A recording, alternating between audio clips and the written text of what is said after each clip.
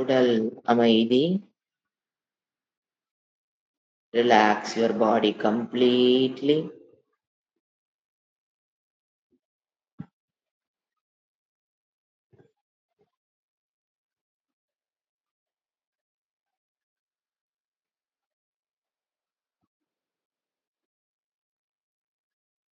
பிராண அமைதி. Just observe and breathe.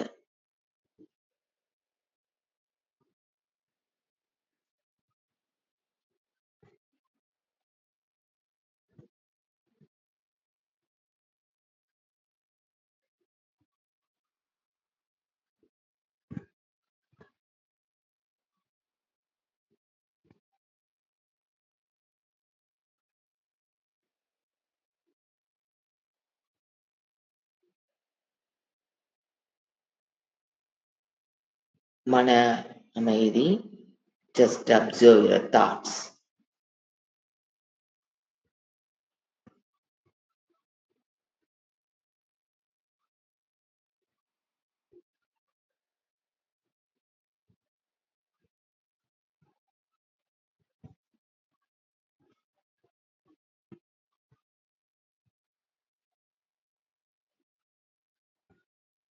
புத்தியின் அமைதி.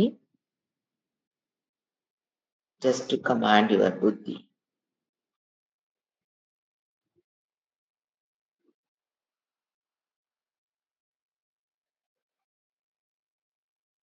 Order your buddhi to take rest.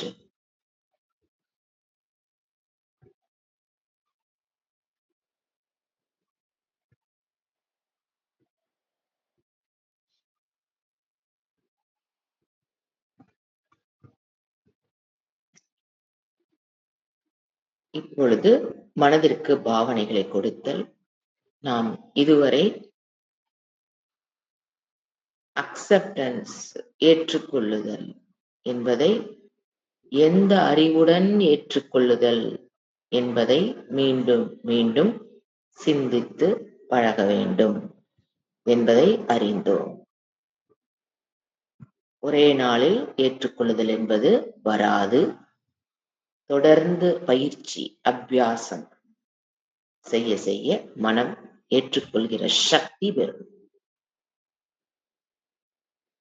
அந்த ஞானம் அந்த சக்தியை கொடுக்கும். அடுத்ததாக இன்று நாம் எடுத்துக்கொண்டுள்ள ஆட்டிடியூட் அசங்கோகம்.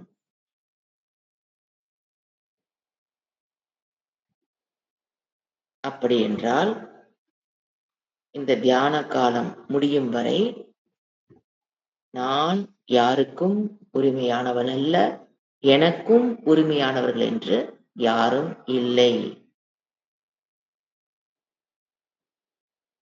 என்று கூறுவதற்கு ஒரு நாலேஜ், அறிவு தேவைப்படுகிறது. சாஸ்திரத்தின் துணை கொண்டு அந்த அறிவை பெறுகிறோம். இறைவன் கூறுகிறார், இதற்கு முன்பு நீ பல ஜென்மங்கள் எடுத்திருக்கிறாய், இதற்கு பிறகும் பல ஜென்மங்கள் எடுக்கப் போகிறாய். அது தாவர சரீரமாக, விலங்கு சரீரமாக, மனித சரீரமாக எடுத்திருக்கிறோம், இனிமேலும் எடுக்கப் போகிறோம். புனர்ஜென்ம, பூர்வ ஜென்ம, இதை பற்றி சாஸ்திரம் கூறுகிறது, இறைவன் கூறுகிறார். நாம் ஒரு சரீரத்துக்குள் வாழ்ந்து கொண்டிருக்கும் பொழுது சில உறவுகளை ஏற்றுக்கொண்டு வாழ்கிறோம். Necessity of life. உறவுகள் என்பது நெசசிட்டி ஆஃப் லைஃப். நம்மளுடைய மென்டல் குரோத்துக்கு உதவுவர்கள் உறவுகள் தான். எனவே ஒரு செட் ஆஃப் உறவுகளுடன் பூர்வ ஜென்மத்தில், போன ஜென்மத்துல நான் சில உறவுகளை தாயாகவும் தந்தையாகவும் மகனாகவும் மகளாகவும் ஏற்று வாழ்ந்திருக்கலாம். அதற்கு முந்திர ஜென்மத்தில் அனதர் செட் ஆஃப் ஒரு குரூப் ஆஃப் ஜீவர்களுடன் நான் புலியாக பிறந்திருந்தேன் என்றால் புளியம்மா, புளியப்பா இப்படி உறவுகளுடன் வாழ்ந்திருப்பேன். அதற்கு முன்பு ஜென்மம் வேறு சில உறவுகள். அப்போ இந்த ஜென்மத்தில் சில வேறு உறவுகள் வாழ்ந்து கொண்டிருக்கிறேன். அடுத்த பிறப்பு நமக்கு வரும்பொழுது வேறு சில உறவுகள் உடன் வாழப் போகிறேன் எதிர்காலத்தில். இறந்த காலத்திலும் பல ஜென்மங்கள் எடுக்கும்போது வேறு வேறு உறவுகளுடன் வாழ்ந்தேன். நிகழ்காலத்தில் அந்த எந்த உறவுகளும் இந்த காலத்தில் என்னுடன் தொடர்ந்து வருவது கிடையாது. It is not at all possible. அடுத்த ஜென்மம் எடுத்தாலும் இப்ப இருக்கிற உறவுகள் கண்டிப்பாக வர இயலாது. அப்ப உறவுகளுக்கும் எனக்கும் உள்ள பாண்டிங் என்பது டெம்பரரி.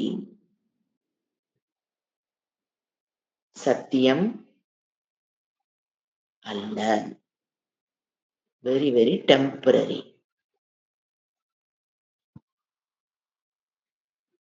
இந்த ஞானத்தை மீண்டும் மீண்டும் சிந்திக்கும் பொழுது மனம் தியானத்திற்கு பக்குவம் அடையும். ஏனென்றால் ஒருவருடைய மனதினுடைய விக்ஷேபத்திற்கு காரணம், தடுமாற்றத்திற்கு காரணம், தியானம் செய்ய முடியாமல் போவதற்கு காரணம் உறவுகளிடம் ஏற்படுகிற பிரச்சனை. உறவுகளே டெம்பரரியான ஒரு விஷயம் என்று சொல்லும்போது அவர்களிடம் ஏற்படும் பிரச்சனை அல்பமானது.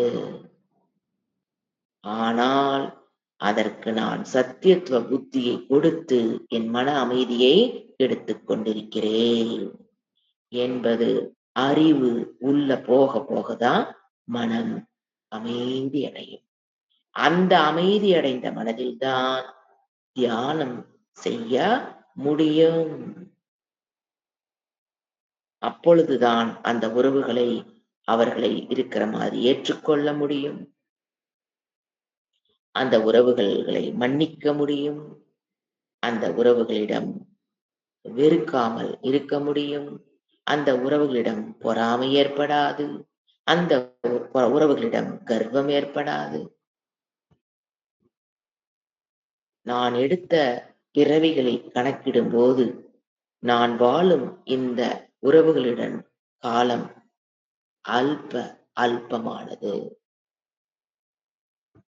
இந்த உண்மை தெரியாததனால்தான் உறவுகளிடம் நாம் மாட்டிக்கொண்டு தவித்துக் கொண்டிருக்கிறோம். உறவு பிரச்சனைக்கு உறவுகள் யாரும் காரணமல்ல. என்னுடைய அறியாமைதான் காரணம். இதை மீண்டும் மீண்டும் சிந்திக்க வேண்டும். அபியாசம். அப்பொழுதுதான் தியானம் செய்ய மனம் அமைதியடையும். தியானத்தினால் அடைகிற அமைதி வேறு. ஆனால் தியானம் செய்வதற்கென்று வேண்டிய அமைதியை இந்த அறிவு நமக்கு கொடுக்கும். வெறும் அறிவு நம்மை பக்குவப்படுத்தி விடாது. தினமும் தினமும் இதை தியானத்தில் பயிற்சி செய்தால் மட்டும்தான் உறவுகளால் வருகிற பிரச்சனையினால் நம் தியானம் கெடாது. தியானம் செய்வதற்குண்டிய சக்தியை மனம் பெறுகிறது. இதை ஒரு நிமிடம் சிந்தித்து அமர்ந்திருக்கவும்.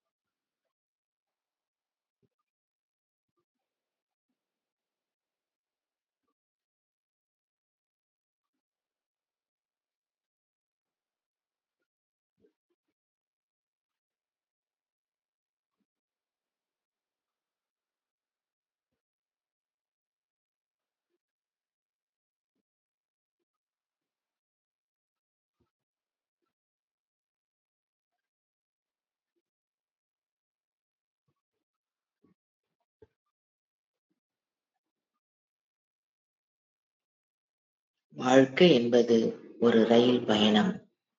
அவரவர் இறங்க வேண்டிய நேரம் வந்ததுடன் அவரவர் இறங்கிக் கொள்ளப் போகிறோம். இதை நினைத்து இன்றைய நாளை அமைதியாகவும் மன்னிக்கிற குணத்துடனும் யார் யார் எப்படி இருக்கிறாங்களோ அவர்களை அப்படியே ஏற்றுக்கொள்ள முயற்சி செய்வேனாக. ஓம் சாந்தி சாந்தி சாந்திஹி. ஹரிஹி ஓம் ஸ்ரீ குருப்யோ நமஹ. ஹரிஹி ஓம். இத்துடன் இந்த தியான பேச்சு நிறைவு செய்து கொள்ளலாம். கைகளை உரசி கண்களில் வைத்து கண்களை மெதுவாக திறக்கும்.